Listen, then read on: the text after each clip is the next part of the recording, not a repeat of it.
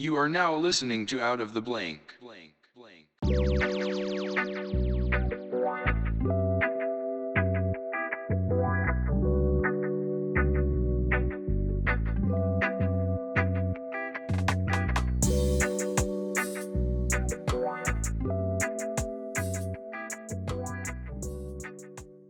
Welcome to another episode of Out of the Blank podcast. I'm here with Charles Walker.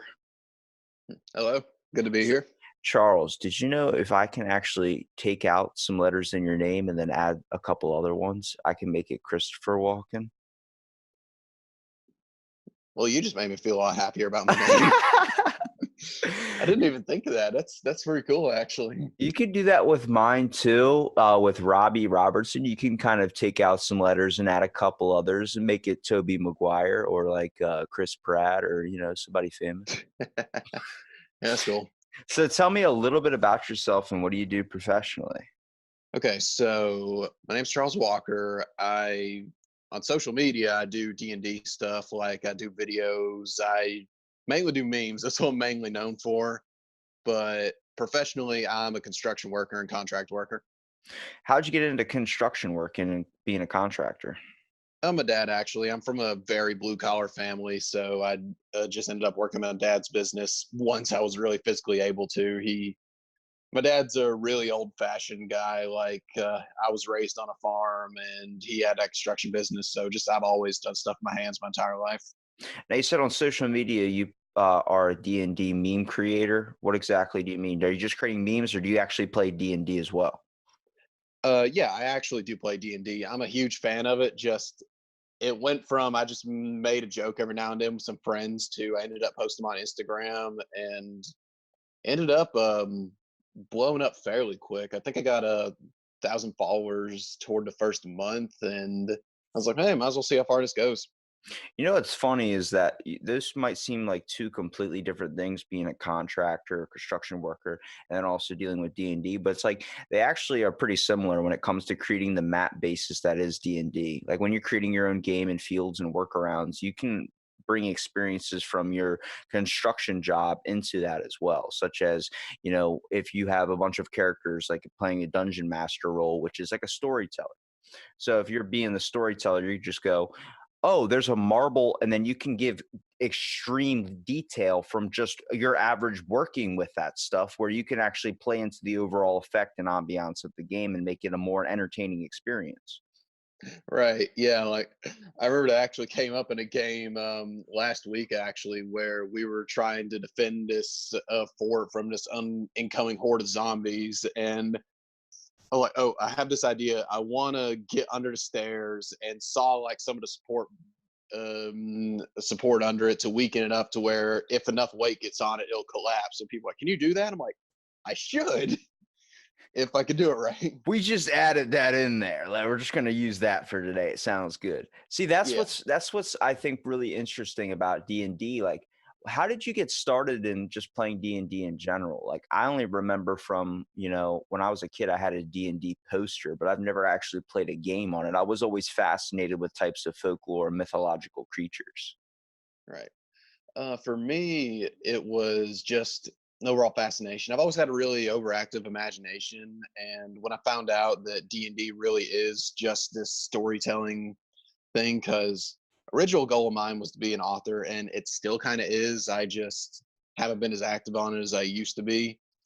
And when I just found out D&D is just basically you're telling your own story and just being part of this world, I thought, hey, that's real cool. I'm maybe into that. So I joined a group in college and just fell in love with it. And I've been running games for about 5 years now. I'm playing for 6 years. I feel like a lot of that happens to do with creativity now. A lot of people are noticing such a high increase in D&D players and this fascination, especially nowadays with how creative people are becoming. It's all because it's what it is. It's creating something. It's literally relying pure on imagination, but using forms of technology to kind of set something like maybe a game board up, be your own game creator. I remember back in the day, there was a game called Heroescape. A lot of people don't remember this. It was like you had little land pieces that were in shapes of octagons, and you literally, like the D&D figurines, the little things you get, you had those that you get to, you bought from a store. You could go all over the place. Angels, demons, cowboys, aliens, monks, whatever. I always had a team of monks because I was really fascinated by Bruce Lee in a way. But like that was a fun thing to do. It was a hell of a lot better than playing Monopoly and trying to make the other person go broke. Like Yeah, yeah. what types of things, like you said you wanted to be an author. Mm. Like where did that come from? Did you just had always fascination for writing books? What I say it really stemmed from was really was part of my childhood because, like I said, I grew up on a farm, but I also was an only child, and having a dad who worked a lot. And when I was, I want to say it was when I was like 6 through probably 10, they were also currently trying to flip a house. So my parents were always busy. So that just left me alone with not a lot to do. So I just let my imagination run wild. That's how I kept myself occupied. And what did you write about? Like, are we talking about like fiction, nonfiction, biographies? Are we trying to dive a little bit more into like maybe old school ancient stuff? Yeah, I never really, I never really saw myself as someone who could really do nonfiction. I kind of always liked, just thinking what could possibly be, not just what's really there. Because I mean, and not like saying I just hate reality or anything. Just It's a I little kind of bit like, bland sometimes. yeah, like oh, honestly, when I was younger, that's why I really had a fascination with like Percy Jackson books and stuff like that. Because I like that idea of like the secret world being around us that's just beyond our reach and beyond our view. I think the Percy Jackson series, what really fascinated, I'm really glad you segued into that too. Good Yeah. God, I love that. But Greek mythology was something that was taught for a brief moment in school, and it was really never touched at ever again unless you decided to dive into a class with it when you went to college. But I felt like I was missing out on a big piece because I feel like there's this fascination amongst people, whether it's living forever, whether it's having such immense amount of power or vast information that they could have to make them godlike. And it seemed like when it comes to Greek mythology or these types of things, what made it so fascinating was it was around us, but you could never like we never could see it. You know what I mean? Right. It seemed like when it goes throughout history books, they talk about worshiping the gods or all this types of things, but how many of those stories and things did those actual people experience something like that? It feels like what makes a mystery to life and what makes books like that so fascinating, which we call fantasy, is the whole idea that we want to think that there's something else working in the wings that we can't see. Right. Right.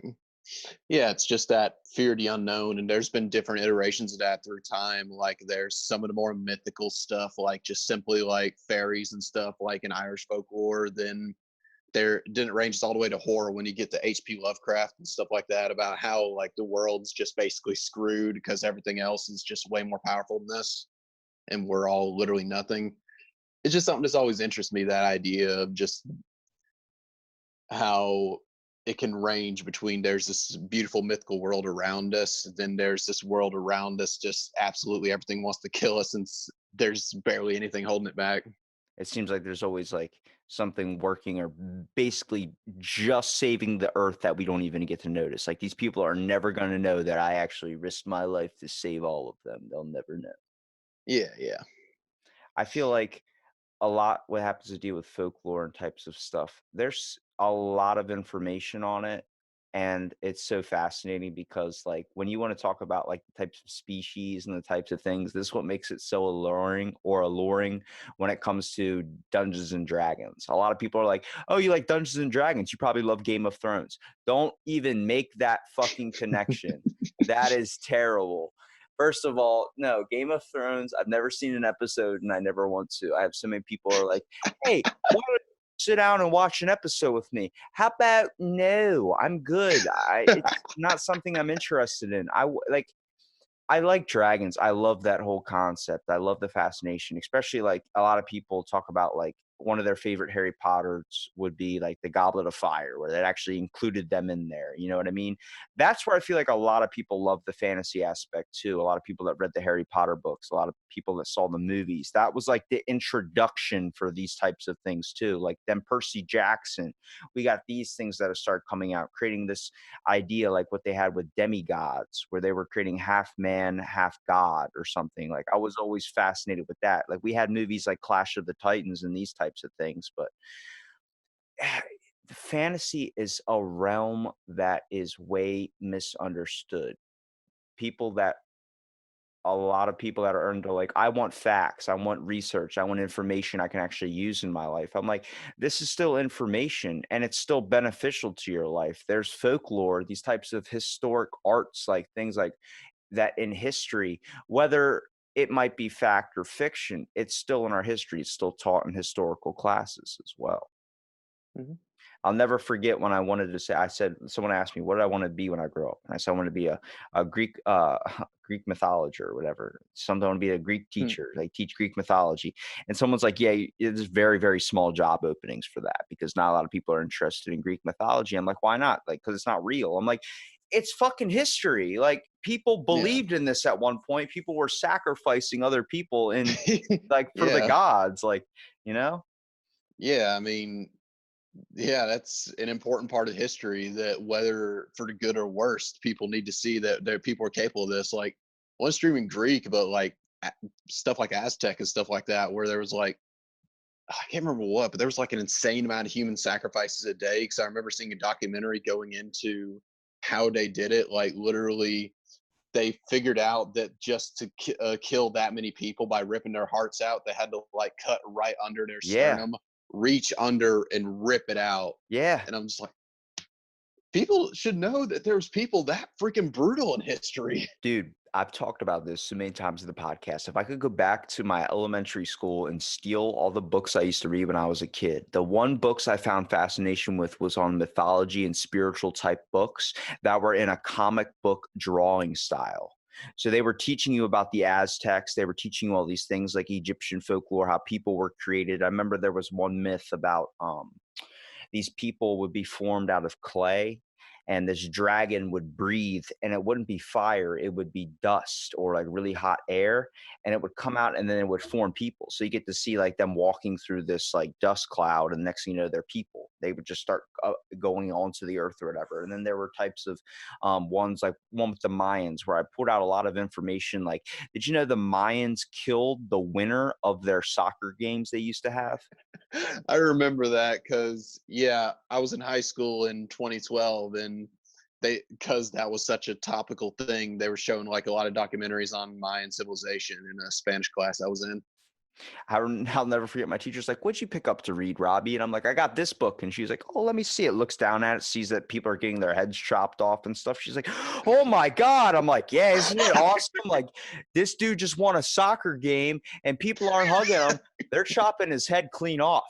And she's like, "Where these books are in our library. If anybody figures out what these books are, please send it to me in a DM or something. I don't care. I need to find these books. I will order every single one. I'll read those today, man. Those are a lot of my information. Like eating, you got to eat the winner of the game. I think this is probably why I lost a lot of soccer games as a kid.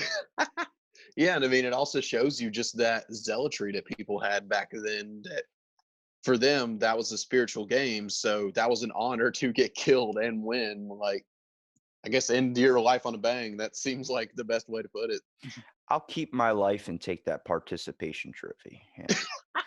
I'm 100% okay with that. I'm good with keeping my head. Well, they did that because they wanted to consume the warrior. They consumed the one that would be beneficial to the tribe, which I thought was very, very interesting because like I feel like a lot of our information where people are like, oh, like 10 years later it becomes something else. 10 years later it becomes this, or that information is wrong. Now it's this. It's like it all comes from a better place of understanding. But it seemed like, I remember never forget when someone told me, like, what job are you going to get trying to do Greek mythology? It's a small window because not a lot of people are interested into it. I'm like, why? Like, because it's not real. And I'm like, but we worship literally a book from our very birth that talks about a man that walks on water and turns water into wine. And I'm like, that doesn't seem like a little bit of a fantasy thing to it as well? Not knocking any religions, but just having that second opinion in there. And a lot of people are like, no, it's because this is old. I'm like, well, so is this, but it's not influenced into our country. If you go somewhere like Greece or anything like this, they built giant museums and Parthenons in worship of these people and worship of certain gods. Instead of back in the day, you literally praying to God or something now, where you're flying on an airplane, you're hoping that you land safely. It seems like that's where everybody gets religious, is on an airplane. But Yeah. back in the day, in a whole nother culture, there were people that were praying when they were fishing just to make sure they could get a good catch or make sure they could have a safe travel home during a storm. Yeah. Like, reminds me of an old saying you hear where there's no such thing as an atheist in a foxhole. Yeah, that's a good one. Yeah. But one thing I actually wanted to go back on I thought was interesting is I never hear a lot of people putting D&D and Game of Thrones together, but I hear Lord of the Rings and D&D a lot.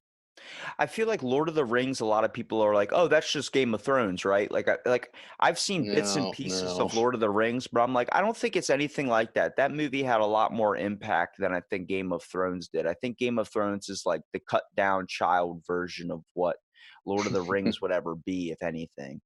It Yep. seems like, you know, there are obviously we got the trends, we got all these types of things, and it's more fit obviously today. But like if you watch Lord of Rings, it's not something that's entertaining for a kid nowadays. Like they're watching it like how can I get into this shit? Like it's way too much, it's too much to understand. I just want to see some dude get their head crushed, or I want to see some famous actor fly across the screen. And I'm like, it was the time period and place that it came out too. Like nobody is ever going to be able to like I do this sometimes in the store and you can make fun of me for it, but like someone like trying to go around me or something as a joke, I'll be like, you shall not pass. Like it just like throwing it out there and they just look at me like, what? And I'm like, do you not know what that's from? They're like, I don't know what you're talking about. I'm like, well, we've Really? just failed as people. We've just failed. That's weird to think about because I mean, I don't know, like I was considered weird for not seeing Lord of the Rings until I was at least in my teens. Since I know most kids I grew up around in the early 2000s, the Lord of the Rings was like the coolest thing to them. Like before Marvel and all that, that was like the movies they were going to see.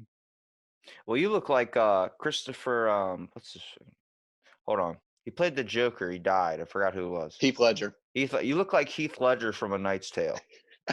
I get that all the time. It's It's you don't it's even know. it's the hair, man, I'm telling you. But I Yeah. think like things like that, like there's something fascinating about relying on creativity for something too. And I've always wanted to do this and I've always wanted to try it, but LARPing, you ever heard of that? Yeah, I've done it before actually. Isn't that shit fun? Yeah. It was all right. Like it wasn't my favorite thing, but I had fun with it. You're beating people with foam swords and yeah, you gotta kind of follow rules and regulations that it makes you seem like the movie Role Models where like Paul Rudd's in it and he's tied behind a post and the next thing you know a car shows up and he's like imaginary tied. Like you had to be in belief of that, but like there's a fun kind of like fantasy aspect to it too, which I think is like you're seeing it become way more popular now and I'm trying to figure out why. Is that just because it seems like we're having a lot more of this culture into our movies? It seems like there's always some type of magical or type of folklore movie that's coming out nowadays. Back in the day, it was all based on like, oh, well, there was this assassination, there was Matt Damon lost on another planet. Now it's like we're seeing this rise in just a little bit of what we would call the ancient or medieval arts.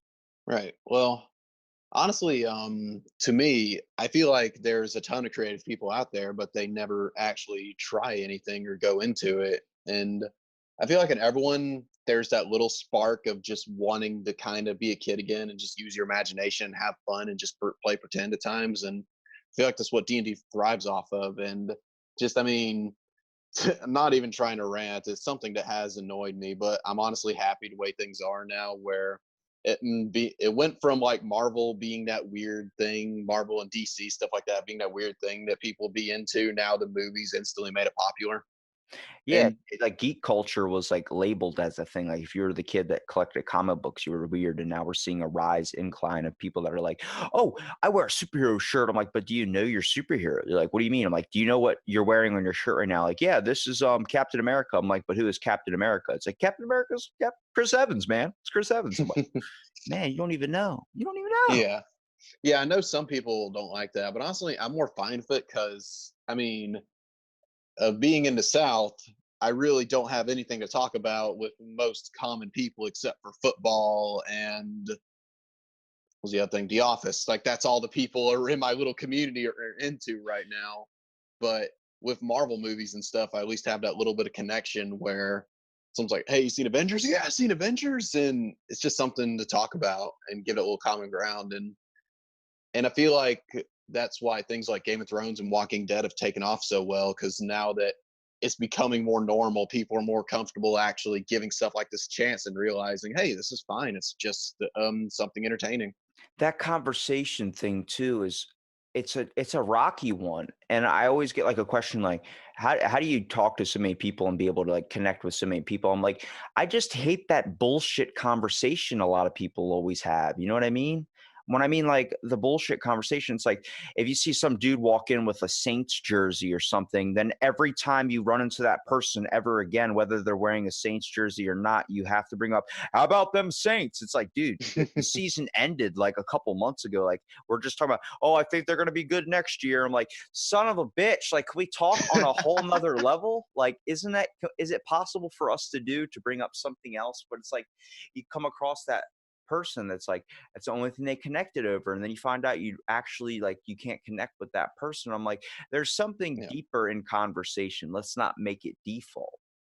Yeah. And I like that I feel like people are more open to conversate in general because I can't count how many times that I'm pretty open about my nerdiness and a lot of people don't expect it from me. I've had some funny stories that came from it, but I remember one in particular. There was like this just huge jacked black guy you wouldn't expect to be, but like I don't know how I made a reference to anime somehow with one of my other friends that was in the gym with me who's in anime as well, and he's like, "Yo, you're an," and I was like, "Yeah, man," and we talked for like 30 minutes straight about the various animes we were into, and he was just so into it the whole time. Like you could just tell he's never got to talk about it with anyone before in person. So it's just like, man, like I feel so bad for this guy that he feels that he either feels like he can't talk about this normally or just has no one to talk about it with. Because in a gym setting like that, you just wouldn't expect it. I had that same encounter in a Walmart the other day. Really? Hashtag dropping Walmart in there. But I was walking by and there was this girl, probably like in her 20s, and I guess she was in there with her mom. Her mom was helping her get groceries or something. She's wearing a Dragon Ball Z sweatshirt.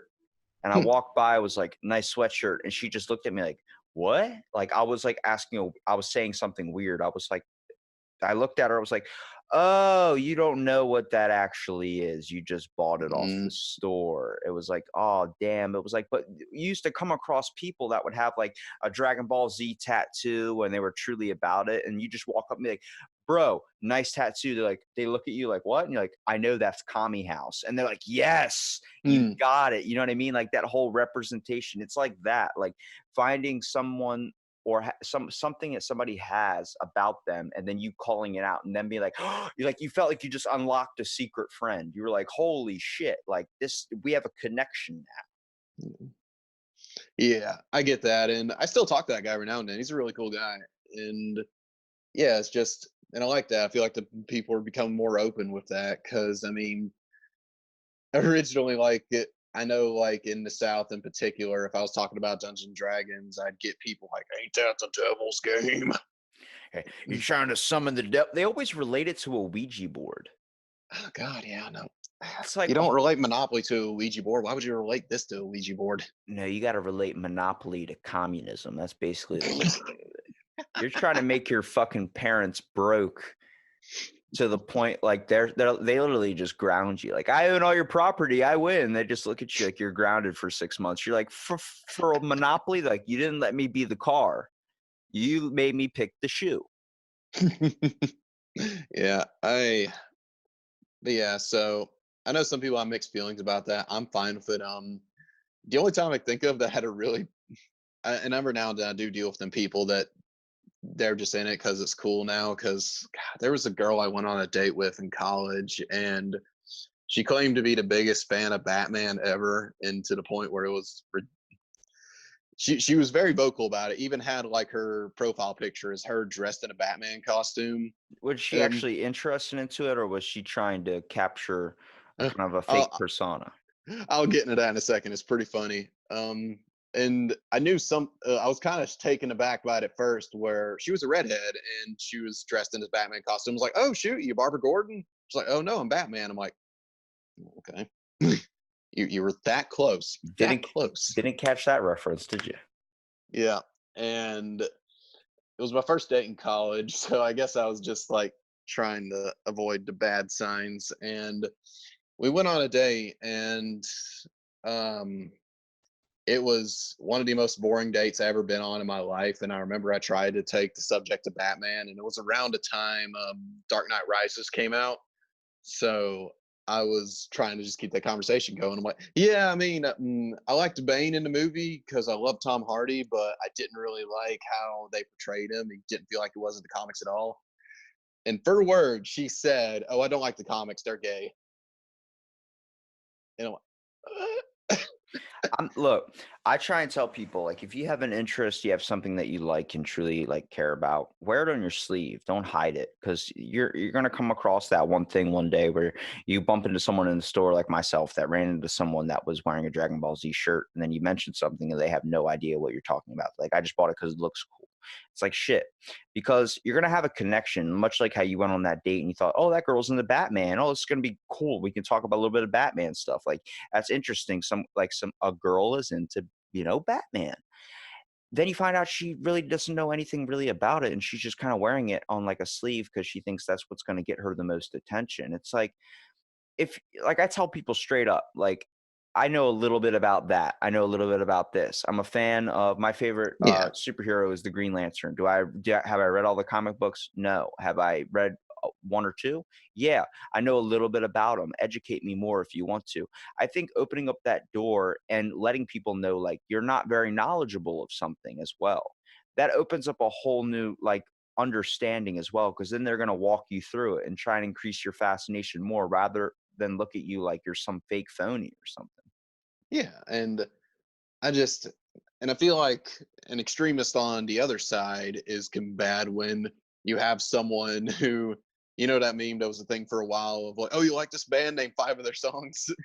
Yeah, it's like they only name like it's like, oh, you like that band? What's your favorite song? They name the number one hit that everybody knows. Like, can you name another one? Yeah, and then they name the second one. You're like, okay, what's three more after that? And they're like,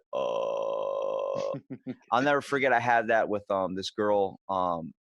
She had an Expendables T-shirt on, one of my favorite reggae bands, and she had like literally written on her watch. It said "Bowl for Two."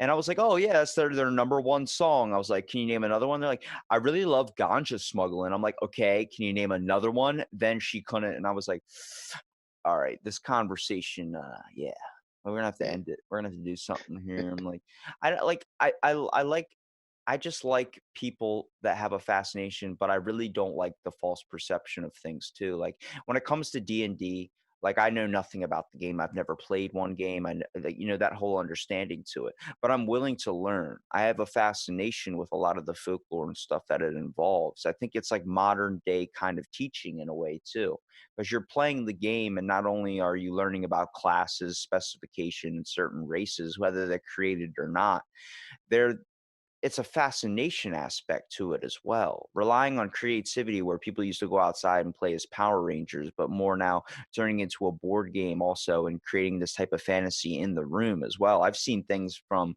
people that do podcasts on it where they play music in it. They do these types of things to set the mood, all these types of features that go into playing it. You yeah, know, what do you try and do with your friends? I mean, when you play D&D, this is a social thing. This isn't something where you have to play by yourself. yeah. So I'm wondering, like, where does like tell me a little bit about your kind of scenarios that you play Dungeons and Dragons. Okay. Just to finish up my point, one thing I wanted to say on that is I just feel like there should be people meeting in the middle when there's the people that, yeah, I don't think it's right for you to make your whole persona that you're wearing currently around something you barely even know anything about. But I feel like people shouldn't be afraid to be honest. Like, yeah, I don't know much about this. Could you show me more about it? Yeah, be Because authentic. yeah, because that's how I try and be as well. Because I know a lot of things about certain comics, but not others, and I feel like some people are kind of afraid to even admit like their ignorance in that sometimes. So that's why I feel like people in general should just try and meet in the middle. Look, I'm a Ravens fan because my families are Ravens fans, and that's all because they're all from Baltimore and they put ketchup on their eggs like savages. Yeah. It's the one But thing I can never understand is ketchup on the eggs. oh god, I was hoping you were joking about that, but oh god. You like ketchup Um, on your eggs? no, no, like I was hoping you were joking about that. Like people will do don't do that. And I was like, Oh, ugh. I'm about to say, no, my dad, Jesus. He's like, you don't like ketchup on your eggs? You're not my son. I'm like, I'm glad. That looks terrible. Yeah, that's what I was thinking. Like, just the idea of ketchup on the eggs. Oh God. I know someone that puts mustard on their pizza, so that's okay. That freaked me out at lunch when some person put ranch or something on their pizza just out of nowhere. You're like, oh. And then my buddy drank strawberry milk, and I was like, there's a reason why there's 80 cartons sitting over off to the side because nobody wanted that. That's some eldritch stuff right there. Exactly. But Pepperidge Farm remembers. but in D&D, what I do for setting wise, what I really like is I had a whole campaign where it was like a seafaring campaign because one of my favorite animes is One Piece, and I've always liked like pirate stories and stuff like that and seafaring stories. So that's one thing I did. As far as mood setting music goes, I've never been the best at that. I've been trying to get better about that. Is I honestly just had a lot of Pirates of the Caribbean themes and some. I just look up some of that ambient ocean music and stuff like that. Are you a big fan of Pirates of the Caribbean? Like that whole pirate genre, like era? Yeah, yeah, I like it. I find It's a lot of my fascination came with more of the aspect of like that they use the stars to navigate. But like one of my all-time favorite games, you could probably remember Assassin's Creed Black Flag. mm, Like just y- sailing the seas, dude. Like listening to the songs they would play, the shanties that they have, like the year, yeah, the pirates, like whatever the hell, mhm, the thing that keeps going on. That I listen to that on my Spotify sometimes. Like that, there's some good stuff in there. nice. I funny enough, I started the game, but literally never got past the where you got the ship. I just spent so much time in the ship that I didn't do anything else. And I was playing it on my friend's console, so I never got to play past that. So I mean to actually play it, buy it, play through the whole thing because I don't know. I like the Assassin's Creed games. The story and all is pretty good. Just the combat was there to me, but the ship combat, they nailed it. That was Yeah. so good. I feel like, see, I played all the Assassin's Creeds. I beat them all 100% synchronization. So that's getting every collectible. It takes so long. That's only because Jeez. I had such a fascination. Like, you want to talk about when people are like, I feel like I'm born in the wrong time. I'm such an 80s kid. I felt like I should have been born like in the 1700s when it came to swords and shit. Not saying I would do well. I probably would die right off the back of like some malaria. Like I would pick up a bug and eat it. I get some type of disease that no one can cure. But it was just like a lot of it, like, it seemed like we had our priorities a little bit different than where we're at really today. I understand. And um, yeah, I get that. With all the people saying we should bring back the Roaring Twenties, I'm like, yeah, gang violence. That's the best. Yeah, eating bread once a week, oh, that's perfect, and the bread was so hard you couldn't even really chew it. Yeah. But My great-grandfather's in the 20s, and I was like, "So why do you suck on all the chicken? Like, you literally suck it off the bone and even eat some of the bones sometimes." He's like, "I grew up with nothing." I was like, "What does that mean?" He's like, "Literally, it was called the Great Depression." I was "Oh, like you just didn't have money?" He's like, "We didn't have shit." I was like, "Oh, okay, okay."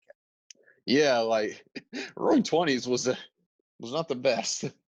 Uh, but anyways, yeah. So as far as mood setting goes, usually what I like to do is as a DM, I'm even told by my players what I do best with is story stuff. So that's what I really try and immerse people with is that's one thing I like about D&D is just I always thought was a cool aspect of it is for people getting into it, it's also a way for them to explore like parts themselves that they never fully explored, like hey, I want to play this crazy dastardly rogue character like Robin Hood like figure, or I want to play this absolutely savage barbarian. Like, what would that be? And you can fully immerse yourself in the mindset of it. I feel like it's just a fun thing to really mess around with and really get that taste of like what the other world's about. And I've seen people immerse themselves in very different ways. Like I was saying, that creativity thing showing through. I actually have one of my characters who's playing a monk, and he's trying to actually craft his the fist weapons with a blacksmith forge that he made. Well, you're using your author's ability there. Like you literally turned it into this. Like from, instead of writing a book, you're creating a gameplay and a story that your friends can get captivated in and you can get captivated in as well. I think that would be an easier thing for me than sitting down and writing a book or something. Like it's a tasking process for sure. Yeah, like I'll say that about D&D. The dungeon master position is like the hardest position because you basically are writing a book to run these people through, unless you run one pre-made adventures. But it's a lot of fun, really rewarding to me. But just being as a player and actually being able to immerse yourself, I feel like you'd really like it, especially if you like immersing yourselves in that old style world, Renaissance like world that their Assassin's Creed's in. Since D&D, it depends on what game you play, but it can take place in Renaissance like era because the recent expansion that came out actually has guns in it and gunsmiths and actual robots and other crazy stuff in it. Yeah, it feels like it's becoming more adapted to different audiences now. I know there's like a Star Wars version of it as well, kind of taking place in more of a futuristic time. It seems like a lot of what people think is like, what is that? Is that like dealing with blacksmiths and all this type of stuff? And it's like that's usually the general area that D&D gets played, but it doesn't just stick on to that. It seems like it delves into it's dealing into all different realms now, and I really like that because it's also each D&D game is so uniquely different. If I asked you like how do you run your D&D games? And then you asked one of your friends how they would run one of theirs. They would give me two completely different answers because it's all about what they want to perceive. They want their guest players to perceive as well. Right. And yeah, and some of them games have always existed. It's just recently D&D is kind of in this renaissance period where it's getting really big into the mainstream. And with geek culture rising, so is D&D again because apparently it has like I think it's has big sales since like the 80s. But yeah, there's a Star Wars role playing game. There's a role playing game made for Dragon Age. Now I think about it, there's one called Starfinder, which is basically it's taking place in a future alien setting, and another big one that has its own niche genre in it. There's the horror ones like Vampire the Masquerade, where it really goes into it's in modern day setting, but it's kind of like the secret world around you, since you could play as vampires, werewolves, and other monsters, stuff like that. And there is Call of Cthulhu, which is basically an entire game about like Cthulhu mythos and just basically all these eldritch horrors hiding around us and trying to survive from them. It's more of a survival game than a combat game like D&D is. You couldn't tell by looking at me, but like I'm a big World of Warcraft fan. I love playing that Nice. game. I'm a big one of my very first Xbox games I've ever been introduced to was Oblivion, was the Elder Scrolls. Besides Viva Pinata, bashing pinatas upside the head with a shovel. That game is awesome as hell. Anybody that disses that game, you're wrong. I'm sorry. That's the one thing I'll disagree with somebody on. That game is amazing. It's so peaceful.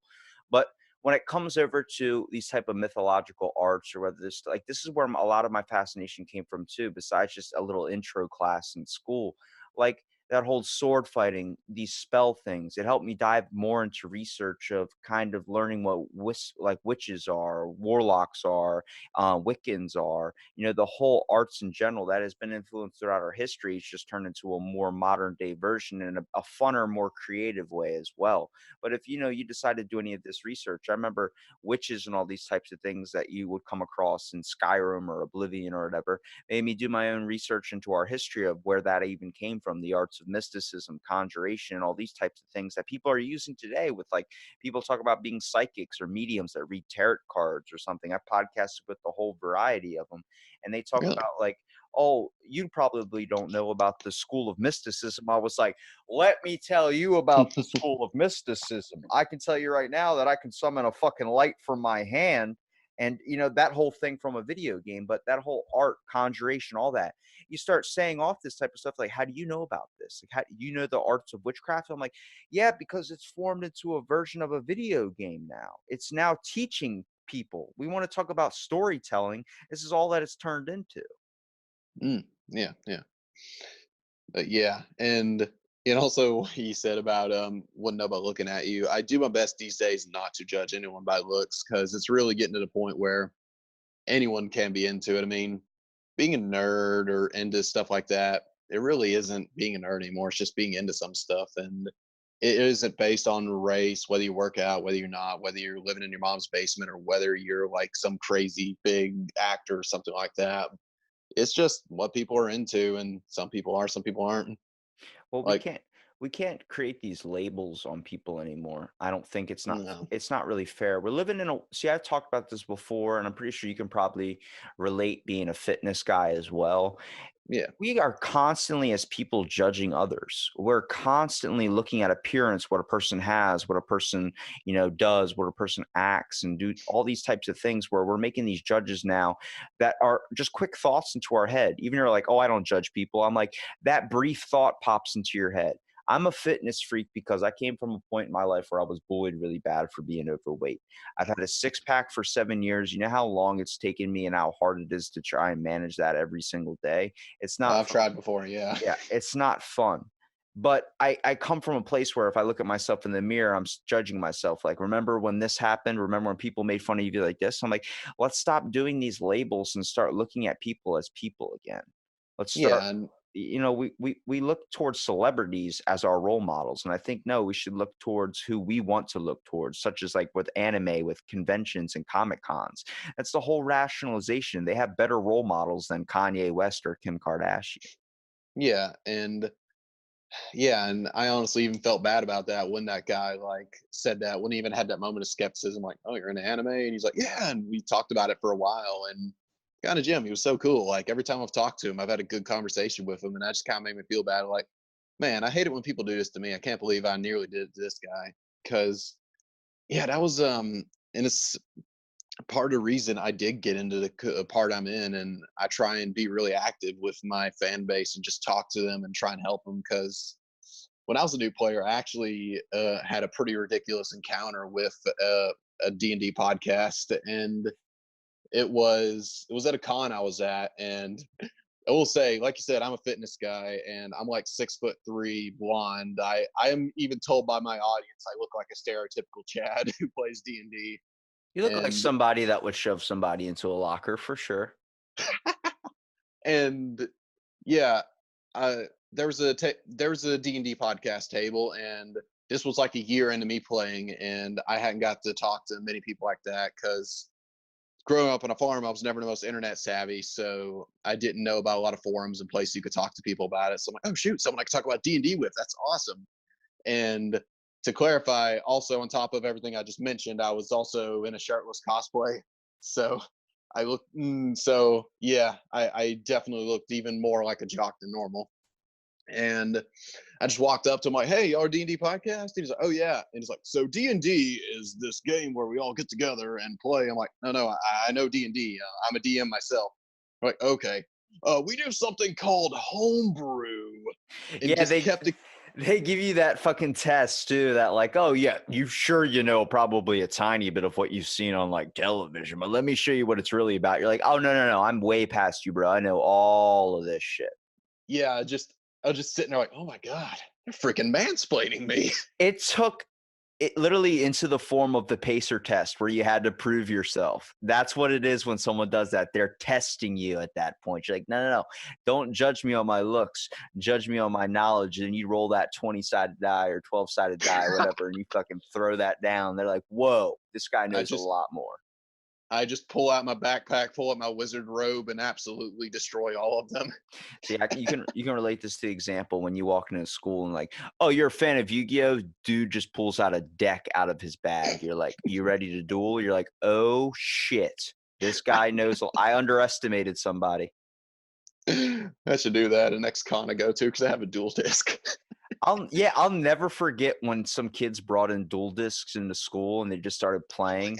And like this was like fifth grade. Everyone's like, they're so weird. They're so. And I just looked at them like, I would want to do that so bad. Like I'm not even gonna say it's weird. I just walked away. I was like, I want to do that. Like I just wish, and like I feel like that's what a lot of the things are now. I think more people should be open about that type of stuff. Like when you're walking in school, everyone's afraid, like they're walking on eggshells. Like if I display this, someone's gonna think of me differently. It's like, dude, I guarantee you they're into the same shit and they're hiding it as well. It's like if you're more open about it, you're gonna come across some people that you never thought you would become friends with.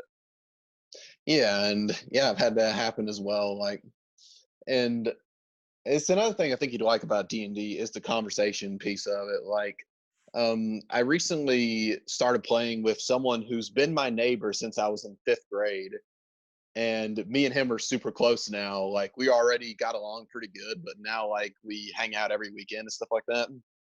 So yeah, like D&D's actually helped me get better relationships with people around me, and I feel like that's important in our time because it's kind of that weird era where we're really connected to people but still feel so alone.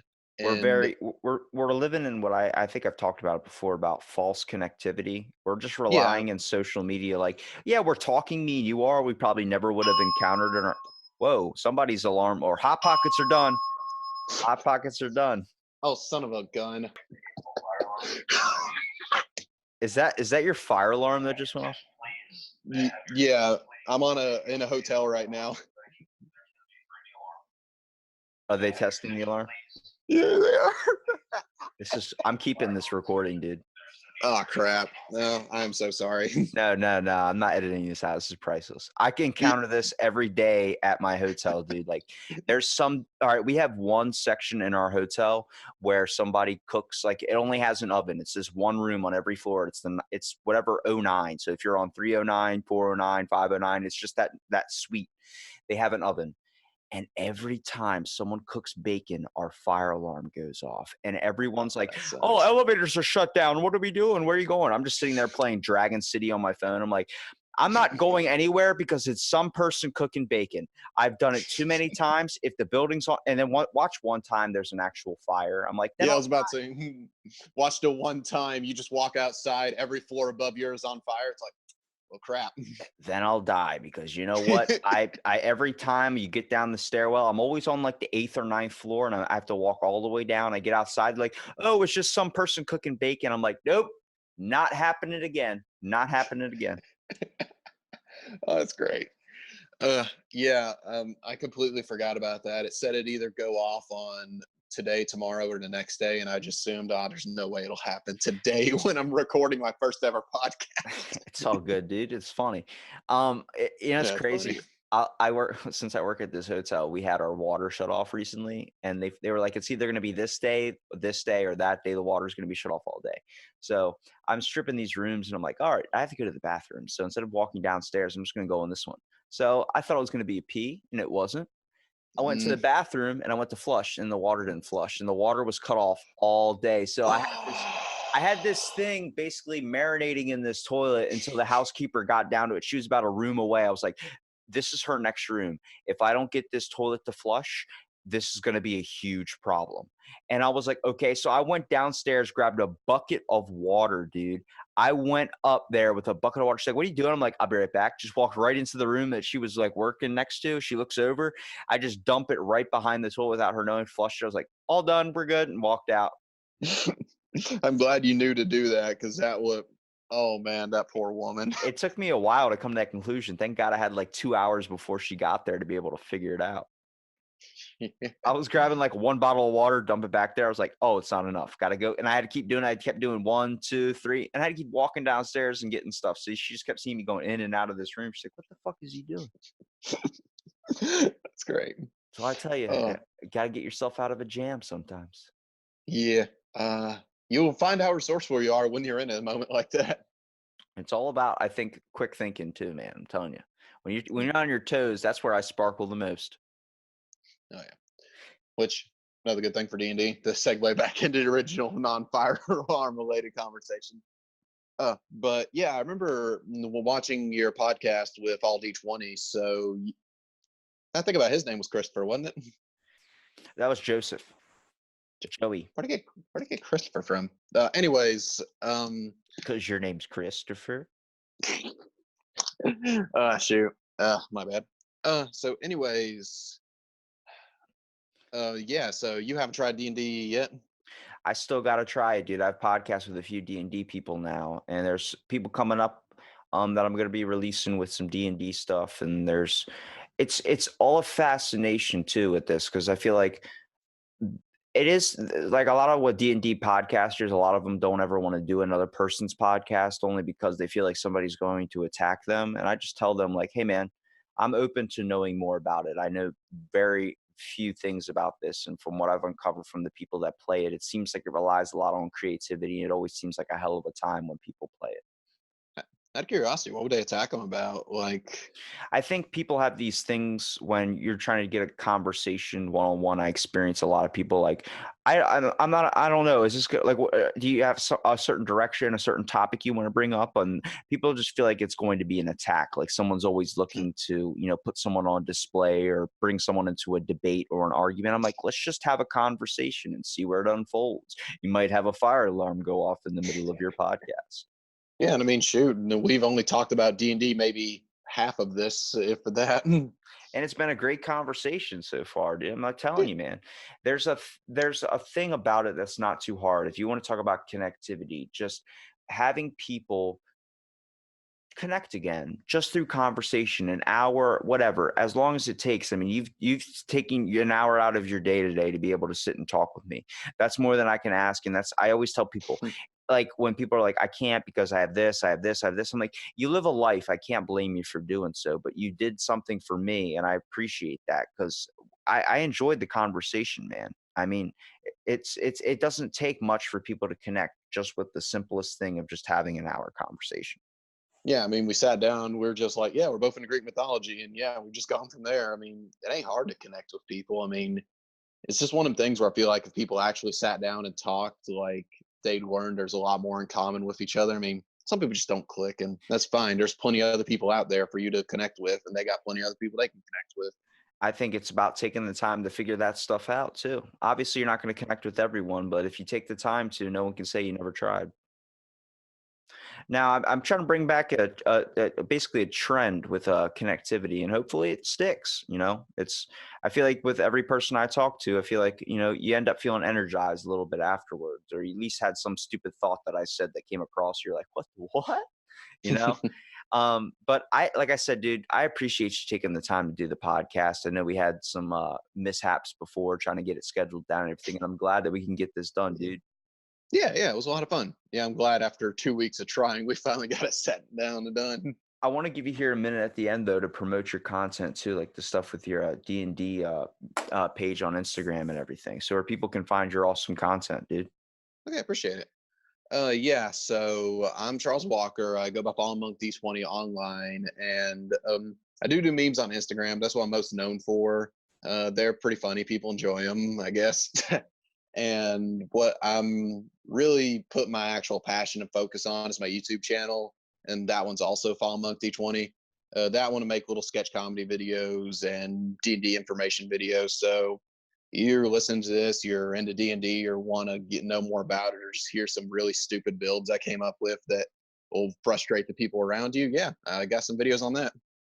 Well, thanks so much, Charles, for being on this episode Out of the Blank. Stay tuned for our next episode.